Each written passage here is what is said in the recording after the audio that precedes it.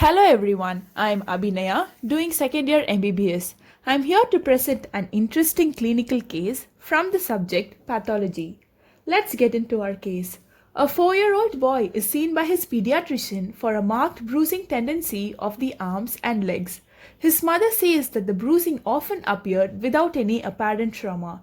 The mother also reports that there was no bleeding at the time of circumcision or in association with the separation of the umbilical cord. At 3 years of age, the patient had an episode of epistaxis that required transfusion of 1 unit of blood. There is a history of bleeding on the maternal side of the family. The patient's mother, maternal grandmother, and great-grandmother had experienced episodes of abnormal bleeding with recurrent epistaxis and menorrhagia. So let's look at the summary of a case. A 4-year-old boy with the chief complaint of bruising of the arms and legs, and the bruising appeared without any apparent trauma. Past history: at the age of 3, he had experienced epistaxis. Family history: for the past 3 generations, females have experienced unusual epistaxis and menorrhagia. So the points to be highlighted are bruising. Bruising of the arms and legs. As shown in the picture, bruising is the discoloration of the skin due to damage of underlying blood vessels. Epistaxis. Bleeding of the inner mucosal membrane lining the nose. Next, most importantly, is the inheritance. For the past 3 generations, they are experiencing abnormal blood loss. So this ideology shows there is a bleeding disorder which is also hereditary. The disease has been passing through 3 generations without a skip.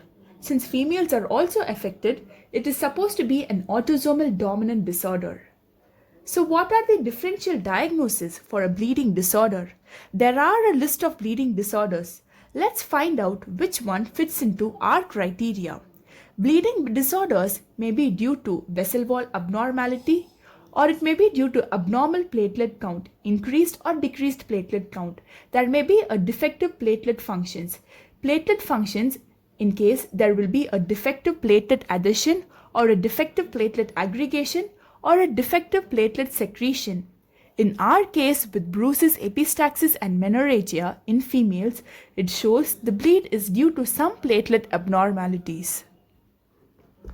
So let's look into each disease with its cause and manifestations. Vascular bleeding disorder, hereditary hemorrhagic telangiectasia. It is also known as Osler-Weber-Rendu syndrome. It is an inherited disease, an autosomal dominant disease with manifestations bleeding in GIT and epistaxis, which is similar to our case. But here, there is presence of red spots in the edges of the finger, lips, tongues, nose and palms, which is due to artery and venous malformations, which is not present in our case, so it can be excluded. Next is the Henoch-Schönlein purpura, which is an acquired disease. It is due to glomerular abnormalities. Next is the Ehlers-Danlos syndrome, which is an inherited due to collagen defect. There is manifestations of blood vessels as well as joints, which is not present in our case, so it can be excluded. So next is the platelet disorders. When it comes to platelet disorders, we consider decreased platelet count, which is thrombocytopenia, due to bleeding disorder. First one is immune thrombocytopenic purpura. It is an acquired disease manifested by petechial hemorrhages, easy bruising, epistaxis and menorrhagia. The manifestations are similar to our case, but here the disease is acquired, not inherited. And next is the thrombotic microangiopathies, which is also an acquired disease. Drug-induced thrombocytopenia and bleeding disorder due to bone marrow failure, both are acquired diseases. Next is the disorder of platelet functions. First is the Bernard-Sallier syndrome. It is an inherited disease, autosomal recessive disease. When it is autosomal recessive, the disorder wouldn't have affected the continuous generation. The disease would have not caused a continuous effect, whereas in our cases, the 3 generations have been affected with the disease without any skip in the generations. So, autosomal recessive disease can be excluded. Bernard-Zollier syndrome is due to defective platelet adhesion and there is deficiency of glycoprotein. And next is the Glanzmann thrombocythemia, which is also inherited and autosomal recessive. It is due to defective platelet aggregation. So this can also be excluded from our diagnosis. Next is the storage pool disorder, which is also an acquired disease. Next is the von Willebrand's disease. It is an inherited disease, autosomal dominant disease. There is defect in platelet adhesions as well as von Willebrand factor deficiency. There is defective quantitatively as well as qualitatively.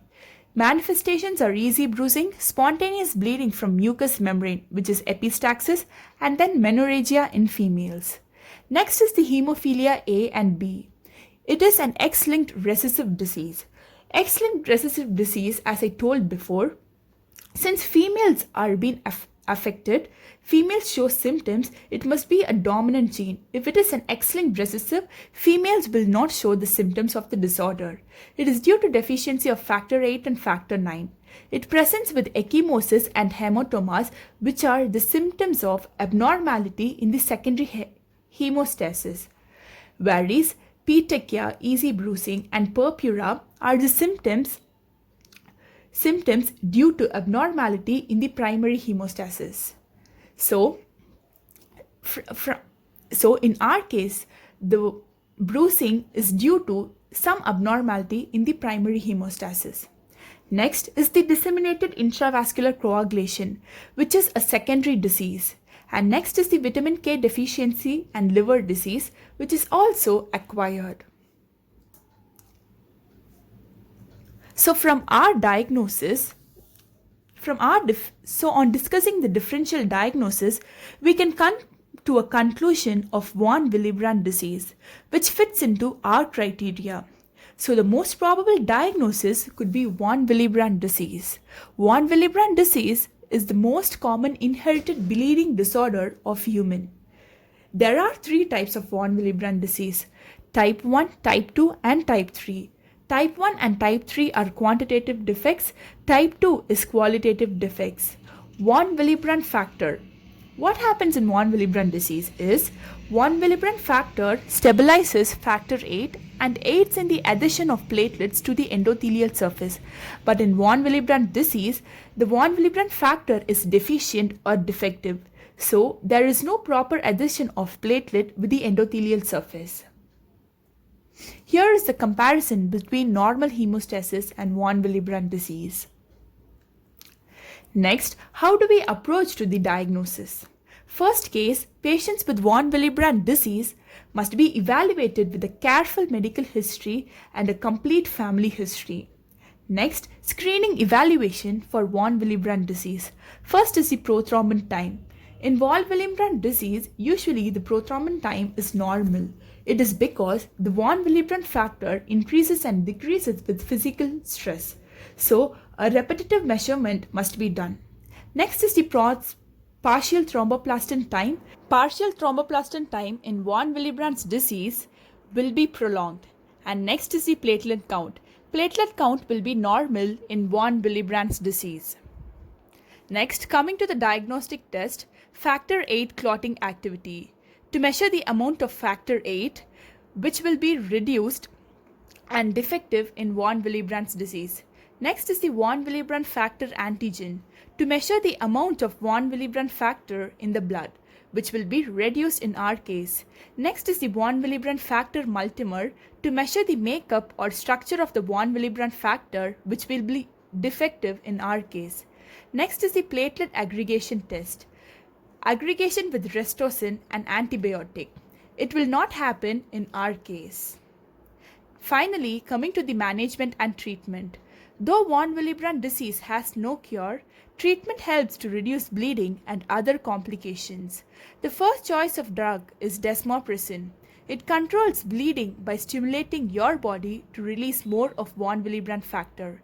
Replacement therapies, infusion of von Willebrand factor or factor 8 into the blood. Next is the clot stabilizing medications. Antifibrinolytics such as aminocaproic acid and tranexamic acid can be given. Next is the drugs applied to cuts. Fibrin sealants. It can be applied in the wounds or injuries to prevent bleeding. All these can be done for a proper blood clotting and reduce bleeding. At last, some sort of lifestyle modifications must be done to be on the safer side of the disease. Switch pain relievers such as aspirin and ibuprofen. Consider wearing a medical ID bracelet. Be active and safe. Avoid activities or sports like football to prevent bruises on the body. So with this, I conclude the topic. Hope you all understand. Thank you.